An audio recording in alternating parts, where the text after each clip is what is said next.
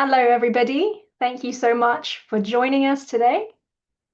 We're just going to wait 1 minute and then we will get started. It's great to see so many people around the world joining us for this very exciting webinar. So before we get started today, just a couple of housekeeping notes. First of all, the webinar is being recorded, so everyone will have access after the event, and we'll be sharing that via email. And second of all, we've got a Q&A function at the bottom of your screens. So during the presentation, feel free to put in questions, ask anything you want, and we'll get towards the end of the session and answer your questions live throughout the webinar. Before I introduce the speakers on the webinar, just a quick introduction to myself. My name is Eleni Polykrignadou. I'm the CEO of Sintali, and it's my pleasure today to join you and this webinar. Sintali, for those of you that are less familiar with Sintali, is a trusted EDGE global certifier. We've been working with EDGE right from the beginning in 2011 and have held an EDGE certification license since 2015. We are based in the UK, if you can't tell by the accent, but our work is truly global. Today, we work on projects in over 100 different countries around the world, covering literally every continent, and we've issued more than 200,000 certificates from any type of building you can imagine, from small self-built homes all the way through to malls, university campuses, shopping centers, cinemas, and even museums. At the heart of what we do is the belief that sustainability needs to be accessible and achievable at scale. We at Sintali really want to make certification as efficient and straightforward as possible, while maintaining, of course, the rigor and credibility that gives certification its value. And that, combined with our hands-on support from a team that's here to help answer your questions and help provide the guidance to help you get the outcomes that you need, is what we're really all about. And that's the same philosophy for this webinar today. We have an amazing global community of EDGE experts, EDGE auditors, EDGE clients, partners, and we want to make sure that our community has access to the latest information and the technical guidance on EDGE, which is why we're hosting this webinar with IFC to talk about the future of EDGE, the future direction. We're so excited. EDGE is an incredible product already, but EDGE version 4 is going to take it to the next level and really help to continue to make that vision about green buildings being accessible and scalable around the world a reality. Thank you so much for joining us today. As I mentioned, we've got a great presentation, great excitement, and a real opportunity here to get all of the questions answered and really start thinking about what does the next step for EDGE look like. I'm joined by Adalberto Guerra Cabrera, excuse me, I've got to pronounce it correctly, our EDGE technical lead from IFC, and Janice Tan, the EDGE technical specialist. These are the brains behind EDGE version 4, and today they're going to give you a deep dive into what to expect moving forward. And of course, as mentioned, use the Q&A function, ask your questions, and we'll make sure we'll get as many answered as possible. I can see a couple of hands raised. We're not going to do live questions, so everything will be in written form. So please use the Q&A and we'll get to them in the end of the session. So with that, I pass over to Adalberto, who's going to take us through the updates, take us through what EDGE version 4 means, and really give you an insight into the future of EDGE. Adal, over to you. Thanks, Eleni, and good morning, good evening, good afternoon to everyone signing up today to this event, kindly organized by our friends from Sintali. We are quite excited to find opportunities to share what's going on, to give you updates, and to keep you informed, as well as to, of course, gather your feedback and comment and solve your questions in opportunities like this. So Eleni has provided a lot of the introduction and housekeeping rules with a beautiful British accent, as you can hear. But overall, we will be covering all the questions that you might have, mostly at the end. So Janice will be helping us to collect similar questions, and then we will spend some time at the end to cover as much as possible. In any case, the content will be shared, and we can have follow-up discussions for specific topics. I like to start this conversation with the background. So the EDGE Green Building Certification started in 10 years ago, a bit more now, 11 years ago, and it's been a real success in terms of adoption around the world. So with our edge experts and certifiers and auditors and faculties and entire ecosystem that has been created around. Certified for floor space had reached 150 million not long ago.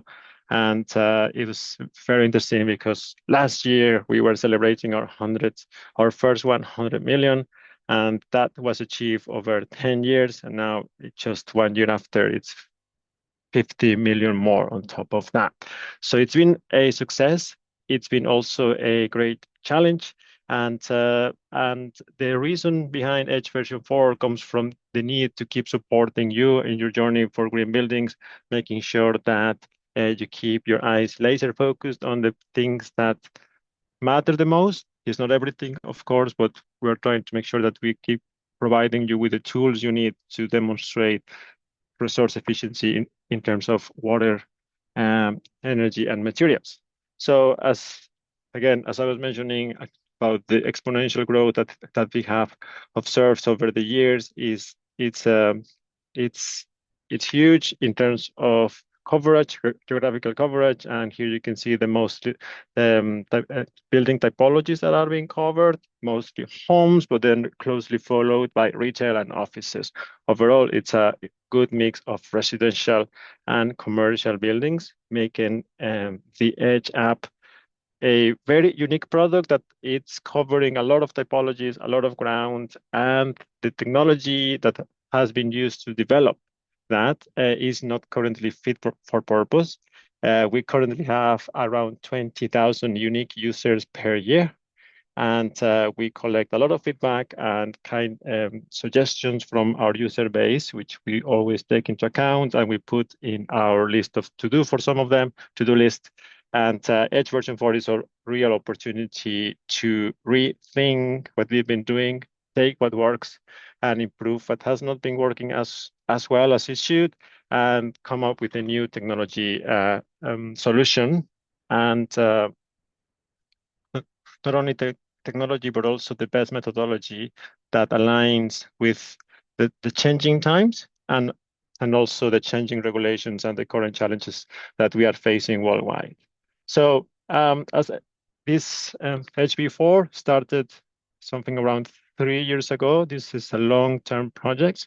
There is a lot of partners involved, funding agencies, governments, technical experts, and when we started looking into Edge version 4, we really went through the different technology providers, and we were trying to define what is the best solution for this. And we were happy to see that a lot of the methodologies that we have been using, we decided to keep them. So a few of the things that you will see right now in this call, it's the product of a deep reflection as to what works and where do we want Edge to head to, and we are quite happy to work on this right now, and aiming to have an engine preview in 2026 with a goal of a public release in late 2027, hopefully, or early 2028. But we are working as fast as we can. So if you want to think of what is Edge version 4, it's a application that has increased calculation abilities while keeping the same ease of use. That's quite important because one of the key characteristics of Edge that has led to its wider adoption, its ease of use. So that's a big responsibility, and that is quite hard to do in terms of programming or in terms of assumptions in the background. So we have that goal to set those same simplicity, but covering more ground. In this case, we're talking about energy, water, materials, but also the resilience aspects of the building. And not only the design stage, which has or design and construction, which is currently what Edge is covering the most, but also to have tools to demonstrate efficiency at the operational stage. To do that, we have developed what we call pillars. So these 4 pillars are underpinning the new Edge version 4 ecosystem. And as you can see, technology is, of course, the underlying layer here, but in terms of technical improvements, it's four pillars. One of them is the methodology update, which we will cover today.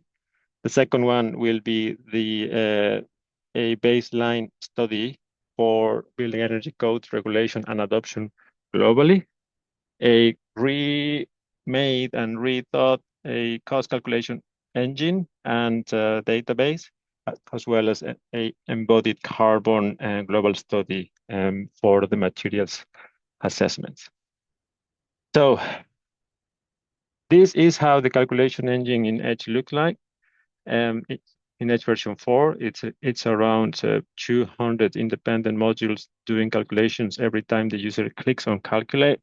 And I'm just very proud to show that the calculation times of all these processes take 1,598 milliseconds, so that's less than 2 seconds. And that's the main thing that we are keeping in line, in check. We want to make sure that you will get robust calculations, but also at speed of time. So you don't have to learn each of these modules. We have done that for you, but I just want you to see that this is a fully redone calculation engine from scratch, looking at the latest standards and at the latest technology stack to make sure we can combine both precision and speed for the new platform. So from the methodology update, the main changes on what we'll be implementing is that we will be updating all our calculations to fully align with ISO 52000 family of standards. And that includes a few other ISO standards, such as thermal bridging. And this 52000 family, there are around 40 standards that we have read and incorporated into the new calculation engine. The system selections for the base case or the definition of the systems are in line with ISO 90.1 version 2022. That is something that we are reviewing our systems, but also we have a base case selection that includes other characteristics of the local site. For example, if the place has a water stress risk, then we might be adjusting our base case system selection logic to make sure there's no base case systems are water-based in areas with severe access to water. So things like pressure demands, we have updated of our algorithms to align with ASHRAE 62.1 2022. And in terms of the assumed thermal comfort within the calculation engine, we have we will be using the ISO standard EN 16798, just to make sure that we are covering the latest standards. We have reviewed our national ventilation algorithm to make sure it's aligned with the latest guidance. So we're using CIPSI Guide 8, and we are fine-tuning it to have local relevance based on local studies from published papers and tools. In terms of modeling, we've been struggling with things like bottom floor slab, and to improve the support or the modeling functionalities for the users, we have now 4 foundation types that can be modeled in Edge version 4, which will be the typical slab on ground, but also suspended slab or heated basements and unheated basements. When you think of unheated basement, probably the easiest example is a parking, which is typically at the basement level and is typically unconditioned, very common in regions like Latin America, for example. So simulation time, we're trying to keep the simulation time very low, as I showed you on the previous screenshot. And one important thing, one of the common pains that we all suffer, is not just you as a user, is to make sure that we can provide you with the latest base case assumptions for the region you are working in.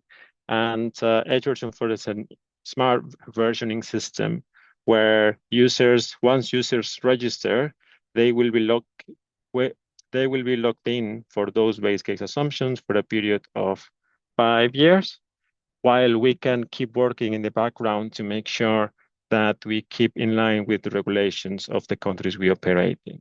This is quite important because we have countries like Brazil, Morocco, Uzbekistan, and many other regions that are evolving and in terms of building energy codes, and they keep coming up with new rules, which we welcome.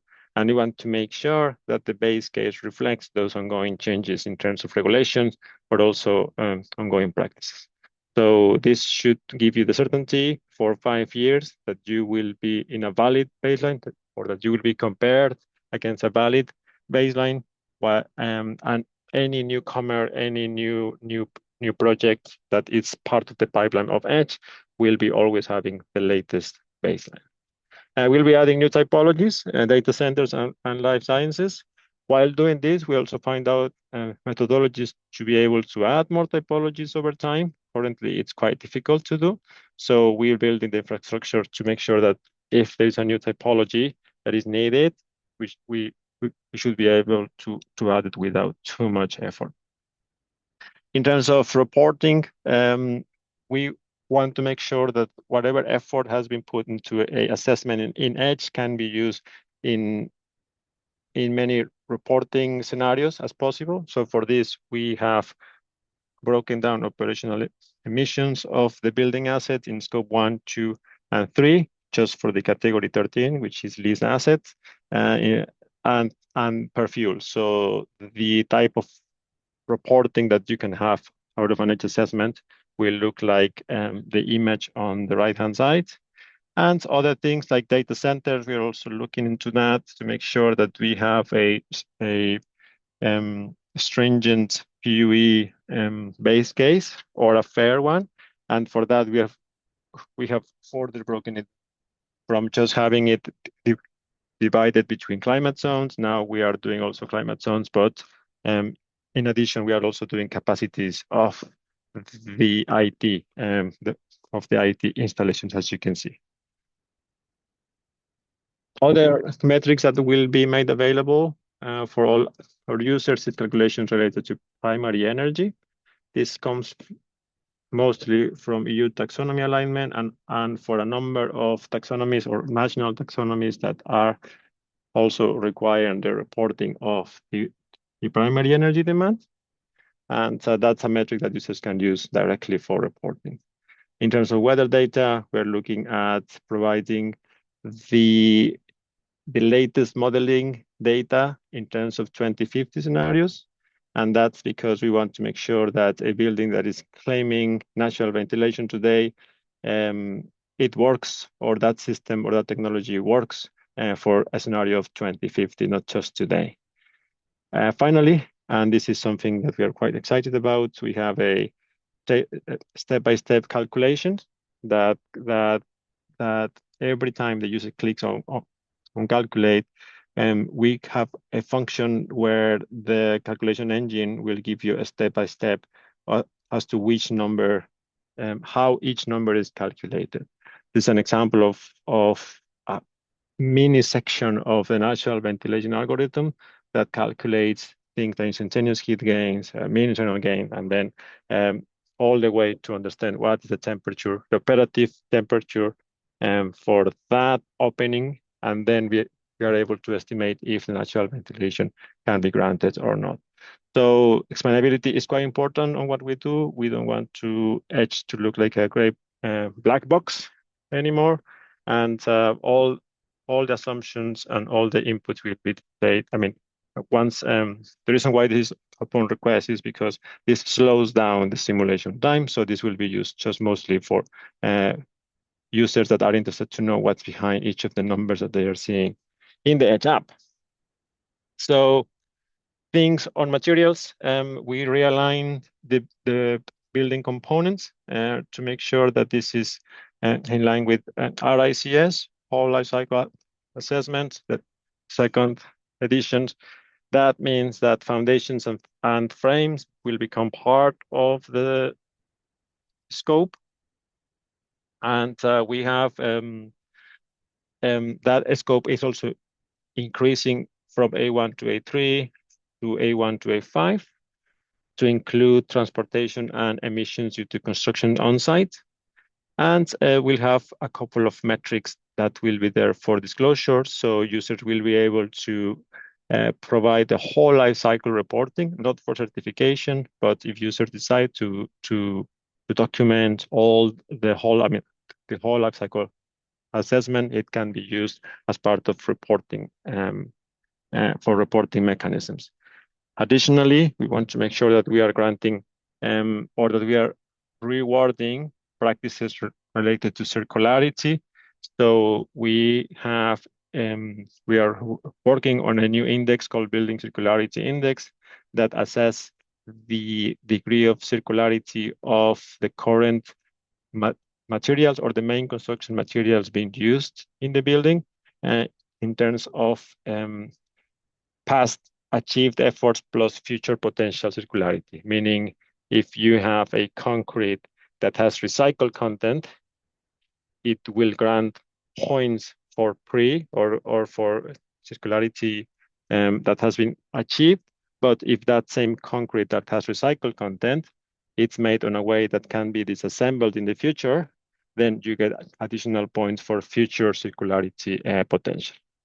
We're quite excited about these metrics. It's not part of the certification requirements, but as I'm saying, we want to make sure that these metrics can be used for further recognition of circularity efforts.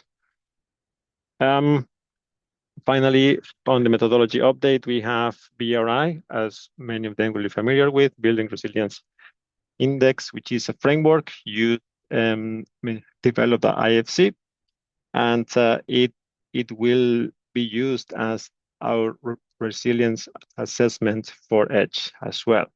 So this ensures that resilience is taken into account in all the buildings that are certified as EDGE. This is more important than ever as we are seeing the increase in wildfires, but also increase in other risks that can impact the asset life.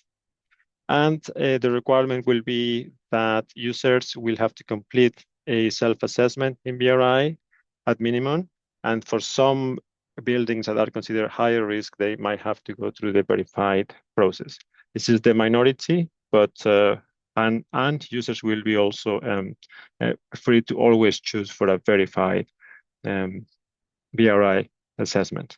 So the assessment itself will be accessible from the EDGE certificate, not necessarily the final rating, but a link to the assessment that has been done as part of the EDGE certification process. And yeah, so that's the methodology update. In terms of the Building Energy Code adoption and regulation, we are partnering with our friends here in the World Bank of Building Regulations and Policy that are looking into or that have published studies in terms of the adoption of building energy codes around the world. And now we are having a second round with them where they will be studying items related particularly to EDGE. So what we are trying to do here is to have a published, transparent methodology as to how our baseline assumptions are derived. So users will have access to the full breadth of assumptions and data sources that have been used for, say, determining the U value of a roof in Colombia or in any other region. And they will provide a new methodology to have a U value or any base case change in the future EDGE version 4.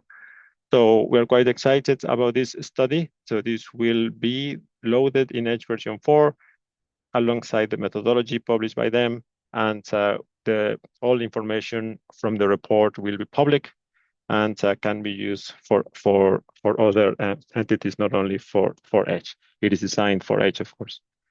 In terms of embodied carbon, we just concluded a 2-year global embodied carbon study with our friends from Arup, and they created embodied carbon estimates for a few construction materials. Particularly, they explored 7 concrete mixes, 6 different types of steel, and 6 different types of timber and bamboo as well.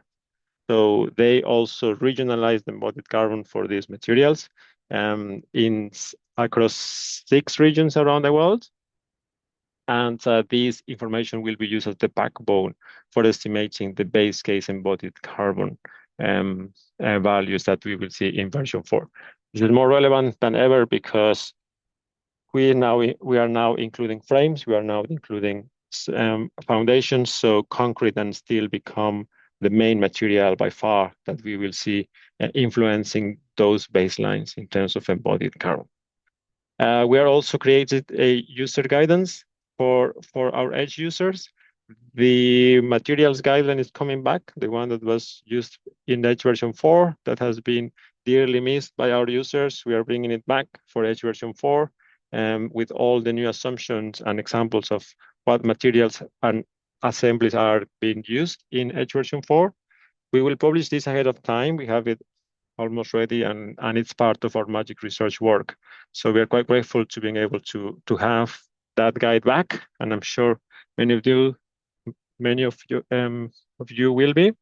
And it includes new structural assemblies because now we have frames and we have substructures, so we have different techniques for creating foundations and for frames.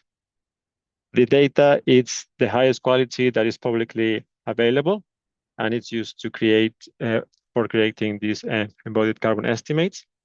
And we want to make sure that this can be used as the backbone for whole life cycle assessment.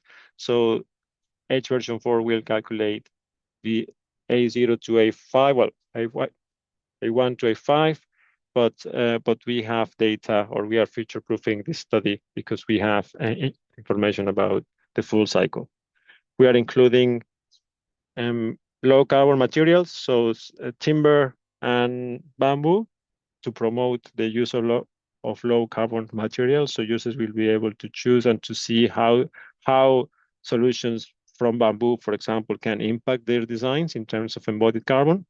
And as usual, we have the geographic coverage, which is global, to make sure that we have a good baseline or a decent baseline assumption for each of the regions we are covering. In terms of cost, so cost has been another important tool that has been widely used in Edge version 3.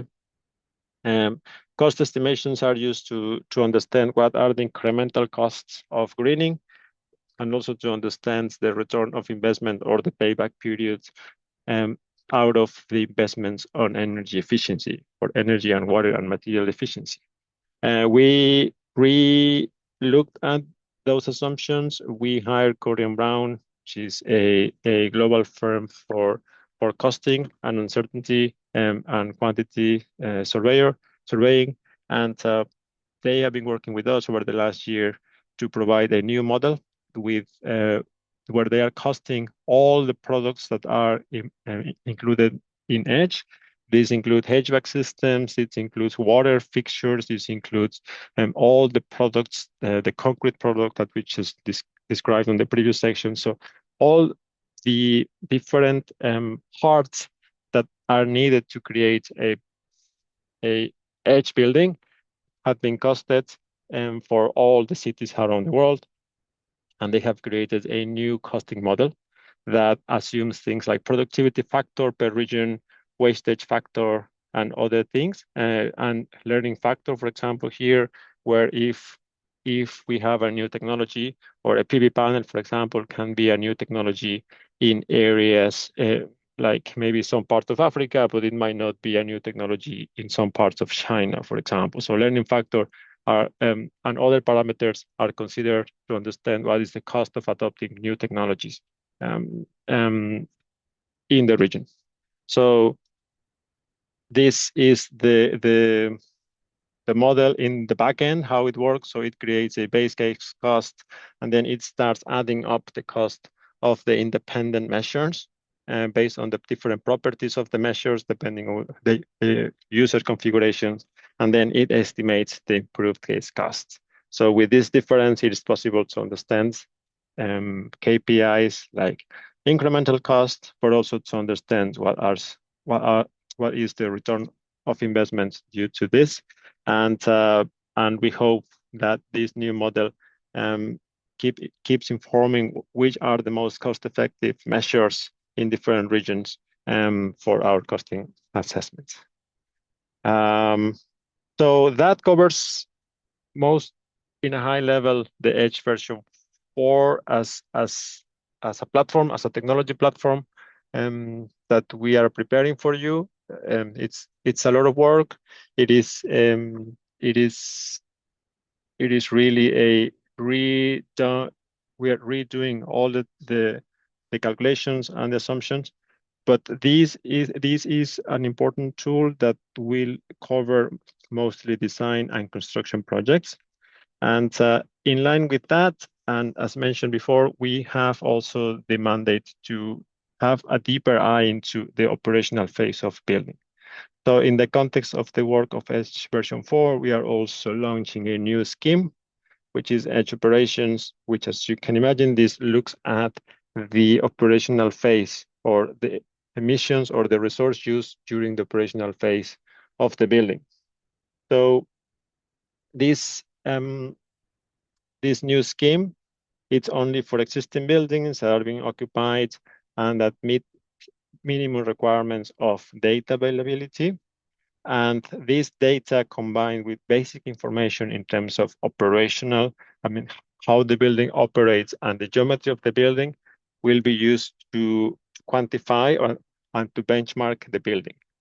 Once the building is benchmarked, the information is verified in terms of making sure that the meters are calibrated, making sure that the areas are being covered, that the systems have been reported, and once all that information is verified, then the building that achieve a higher benchmarking rating, then we'll be able to claim the equivalence to Edge Advanced, for example, and those projects might be able to then apply for Edge Zero Carbon.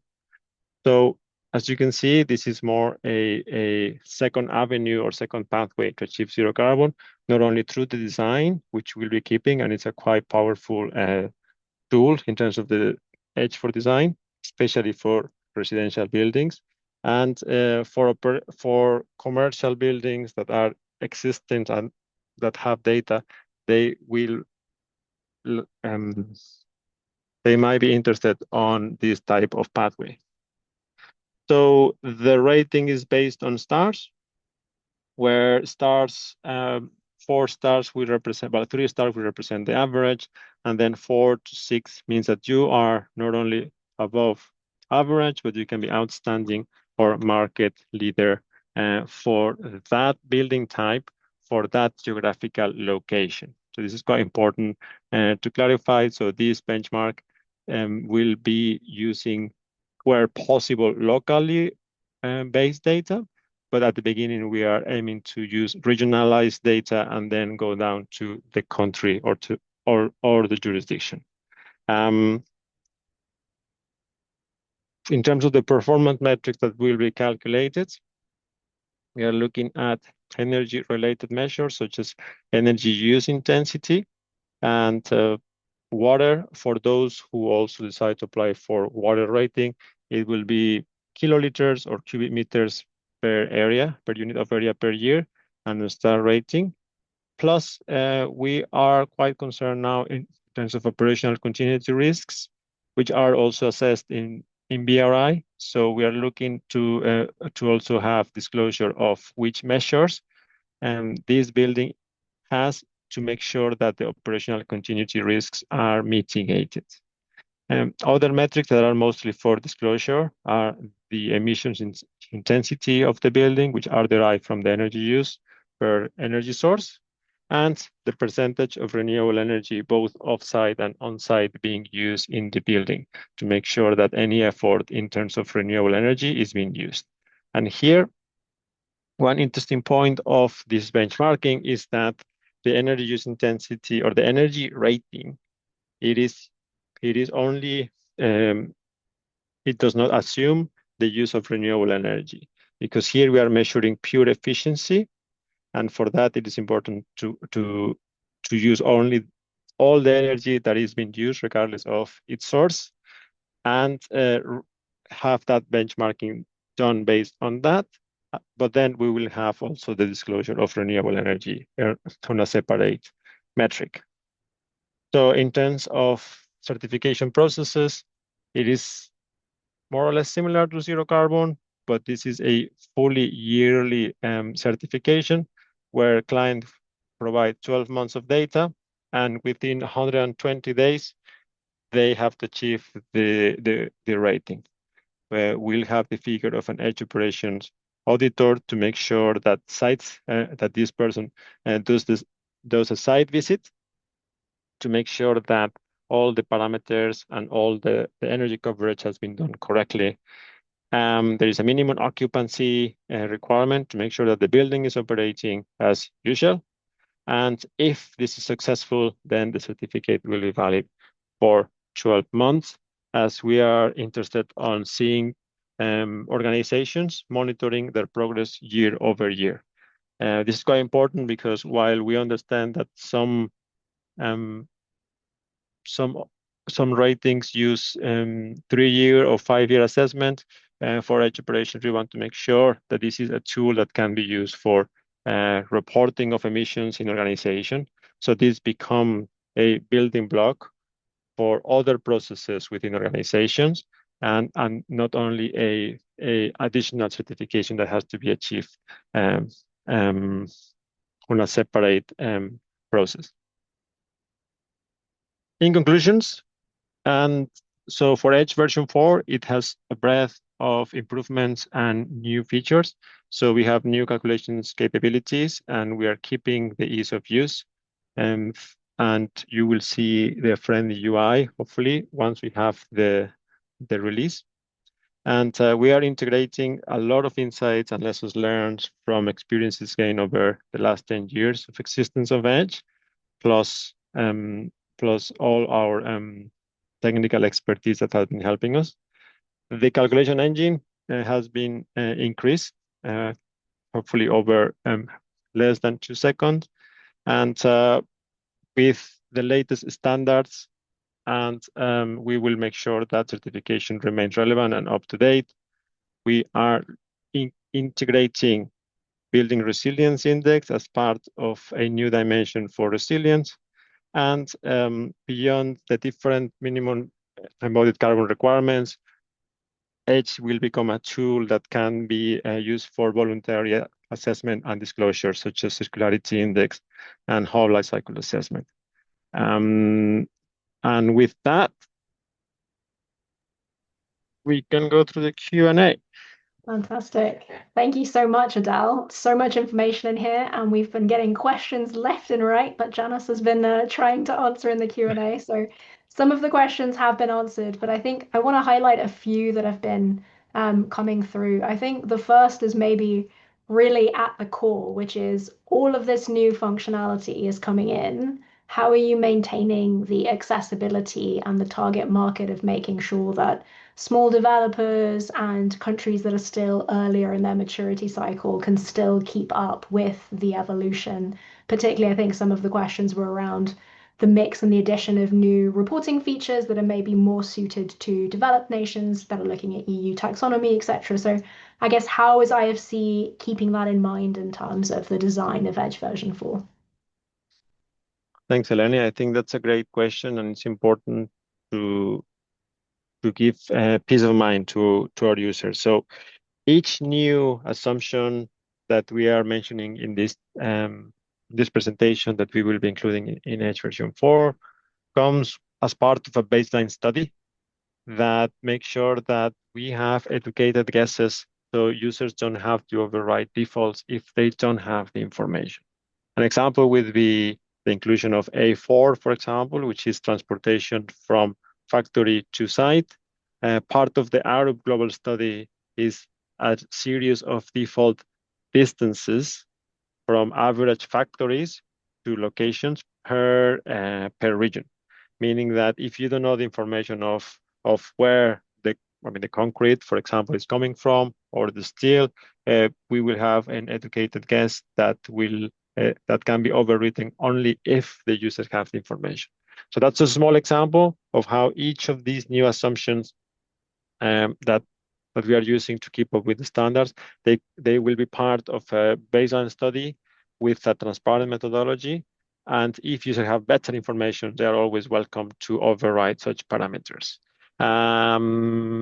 Yeah, and the other thing is that we are not adding, or we are trying to keep to the minimum new inputs to the tool, because we know that each new input requires a lot of training for all our user base. So we are very careful and diligent in terms of any new input that we might be having in Edge version 4 to keep them to the very minimum. And I think that's also one of the questions that's come up is kind of the people that are already trained on Edge on version 3 and version 3.1. Is there going to be a new training program? Will experts need to be upskilled? Are we expecting the same Edge community to also be working in BRI? How do you see that playing out? And also, I think a follow-up question of that is the timing. So we're obviously sharing this information now, but it doesn't mean that everything is changing now. So maybe if you can talk to both how existing experts are foreseen to be upskilled on Edge version 4 and also around approximately the timing that you're working towards.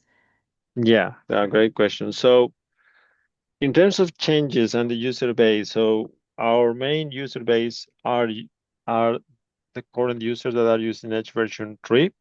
And the good news if of the good news for those users that are keeping up with the changes that we've been implemented over the last 2 years is that those are the foundations also for Edge version 4. So we are keeping the same foundations in terms of definitions and standards and and assumptions and rules of how Edge can be implemented from Edge version 3, from the latest guidance, and so to make sure that the transition is smooth in terms of what a Edge certified building must look like. So that essence is the same as what we have currently in Edge version 3. But we are providing our current user base case is a new ecosystems for them to then do better and more accurate assessments. So we will also providing update courses to make sure that the changes or the part that have been changing in Edge version 4 are fully understood. We will have to coordinate with our Edge faculty to make sure that all the changes are correctly understood by our user base. As I said, we're trying to keep them to the minimum. Many of these changes are under the hood. So the measures will look very similar in the front end, but it is the assumptions that are changing in the back end. And finally, on the timing, we will be releasing 2 phases. So a soft launch where users will be able to explore the tool and see the results, see how they feel, provide feedback. And then after the actual launch of Edge version 4, there will be an overlapping period where users can choose whether to go on Edge version 3 or 3.1 or Edge version 4 up until we will have to then eventually close registrations for Edge version 3. We are aiming for 6 months to 1 year of overlap where users can change across versions. And then we will have to close registration in Edge version 3 after that. And that's because we have to support for 5 more years any projects in Edge version 3. So also we cannot keep for too long open registrations in version 3 or forever. So we can fully focus on supporting Edge version 4 users when the time is right. Absolutely. So I think the message to everybody is don't panic yet. We're going to be okay. But we really wanted to share this information about the direction of Edge so that everybody knows what the future looks like and can start preparing, start getting upskilled on areas like BRI. I think there have been a lot of questions around is it mandatory? Are there specific levels to be mandatory? I know Janice has answered a couple of questions in the Q&A that it's not a specific rating that is going to be mandatory, but the assessment process that's going to be mandatory other than the specific typology or size of building that IFC will share around verification. But it's really an opportunity. And I think that's what we really want to get across today, that all of these changes ultimately mean that we're consistently getting more accurate, pushing the agenda around sustainability and really moving the edge sphere forward. We've had some questions around edge operations, which I'm particularly excited to address as Sintali is working with IFC on edge operations for the piloting phase. So there are some questions as to whether the operational certification will be mandatory after a project has gone through the design stage, and whether the training, the accreditations, and the existing, again, Edge expert community will be able to work in Edge operations, or is that a separate standard that will have its own kind of ecosystem? Excellent. So on edge operations, there's no mandatory requirement to go through edge operations. So it's a building certified edge design, then they can decide. I mean, if you achieve edge advanced, then you can apply for edge zero carbon. Now we are simplifying, or we are unifying the data collection process from zero carbon to edge operation. So if you apply for zero carbon, there will be a very big similarity in terms of how the data or the experience for edge operations will look like. But in this case, will be done for zero carbon. So it will not include necessarily the benchmarking, for example, but the data collection steps will be quite similar. So no, there is no need to go through edge operations if you already achieved edge, but there will be a big similarity in terms of the data needs. For the edge experts or the edge operations experts, we hope to see most of our edge experts doing also the upskilling to edge operations. So we've done some internal training in terms of what is needed to do this, and we realize that the set of skills it's quite different, but also complementary. So in terms of edge operations, there is a lot of coverage in terms of meters, and how do you identify meters? How do you make sure that a area of assessment can be included in the assessment or not? So it is it's a different set of skills, and for that we will be having a separate program for edge operations experts, for which we hope that most of our edge expert community are the first to dive in. So yeah, it will be a new add-on in terms of certification, both for the auditor and for the edge expert. Eleni, as you've seen, we've gone through the coverage and through the knowledge needed. It is quite a different experience. Yeah. Absolutely, and I think if anyone wants to talk about edge operations, happy to take that offline as well and answer any questions. We've been testing it on a few projects, really experiencing, as Adal said, it's absolutely complementary, but it is slightly different in terms of what you're looking at, and also the level of data you're collecting and different processes. So it's really quite exciting. We really hope to see when edge operations opens up, every building going for it, because it's so important to make sure that buildings are actually performing as we think they're performing and as we assume they're performing based on modeled energy. So we really see this as an exciting opportunity. There was a question in here around whether edge operations would be an annual certification fee and an annual process. So as Adele showed in his presentation, it is going to be an annual process. But again, as with everything that Adele has said, everything in all these changes always align with the notion of accessibility for the certification. So we acknowledge definitely from the certification side, and also I think obviously from the process side, that if we're asking developers and asset owners to do something annually, the process needs to be smooth, the cost needs to make sense so it doesn't break the bank. It needs to be something that can work for the markets that we work in, for the projects that we work in, and something that can be scalable. So again, just to assure everybody that that's not getting lost in this transition, and that is a core part of all of these changes going forward. Other questions, there's one very common question that I have to ask you, Dal. Will you be sharing the presentation after the event? Are you happy for us to share the slides? Yes, of course. Yeah, that's something that please, if you can help me to share, it would be very good. Fantastic. So, to everyone who's asked the question, yes, you will get a copy of the recording and you'll get a copy of the slides. So, do feel free to share that internally with your teams. Other questions that are coming up. I think there's definitely still a lot of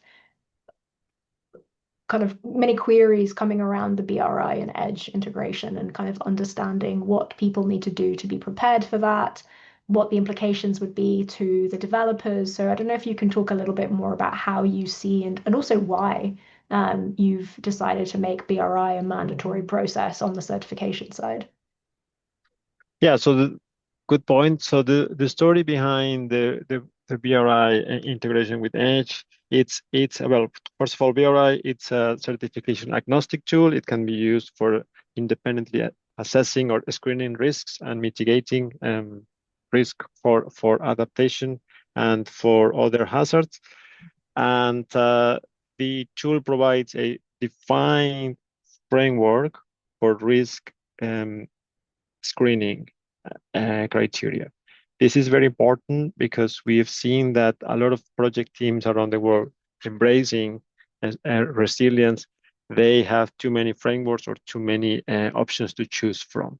So what we are doing by integrating BRI is to have a well-defined framework that allows users to have a well-defined screening criteria. So our goal is to make sure that project teams going through an EDGE certification project have thought and have, let's say, they acknowledge the risks that that are inherent to the asset that they are certifying, that are part of the asset that they are certifying, and that's the main goal, right? Now, if there is a mitigation effort, risk mitigation effort that has been done as part of that, clients can decide to verify and also have a public disclosure of their achievements. That's a separate pathway for selected users that want to go through that. But in general, the goal is to have this acknowledgement of the risks. So now in the certificate, because these risks can change and the effort can be implemented on a later stage, for example, you can do an EDGE certification right now, and then because of the EDGE certification process, you find out that then there is some mitigations, risk mitigation action that you can do next year or in 5 years.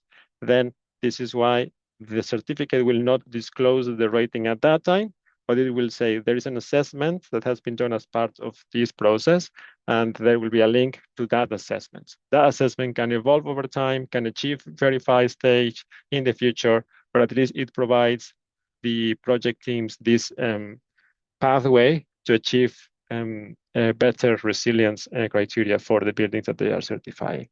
So it is hand-holding our users to the resilience journey while doing EDGE certification, and that's the goal. Fantastic. There's a couple of questions as well on the new typologies. So for life sciences and data centers, are you changing the requirements? So what is being assessed, or what is different enough that you are creating a new typology? What does creating a new typology really mean? Yeah, so creating new typology, one of them, well, they come from business needs. So one of them is data centers, which is a obvious one that we've been doing mixed use buildings, for example. And we want to make sure that all the data centers assessment are done directly within the app. And currently we're using PUE, but the Edge version 3 does not have a direct allocation for estimating PUE or power use effectiveness. So Edge, while creating the new typology, this will provide the assumptions for the surrounding spaces around the IT area, plus will allow users to then provide the IT capability or the IT capacities, plus the PUE estimations within the app directly. So it is something that we are currently doing, but it's a bit manual and on a separate process. So we are merging that typology to allocate all the needs to certify data centers.